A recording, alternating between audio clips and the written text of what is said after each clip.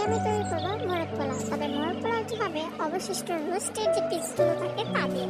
এর জন্য প্রথমে আমি ফ্রাই প্যানে তেল গরম করে তাতে পেঁয়াজ ভেজে নেব। পেঁয়াজটা আমি সুন্দর করে লালচে করে পেস্তার মতো ভেজে নেব এবং কিছু অংশ তুলে রেখে দেব পরবর্তীতে ব্যবহারের জন্য। এবার যে পেঁয়াজটা রয়ে গেছে তাতে আমি দিয়ে দেবো চাল। আমি এখানে 1.5 পট চাল ব্যবহার করছি। চালটা সুন্দর করে ভেজে নিয়ে তাতে আমি দিচ্ছি আলু বোখারা, কিশমিশ, এলাচ, লবঙ্গ এবং দারচিনি দিয়ে দিচ্ছি। এরপর আমি এতে দিয়ে দিচ্ছি 1 টেবিল চামচ আদা বাটা এবং 1 টেবিল চামচ রসুন বাটা।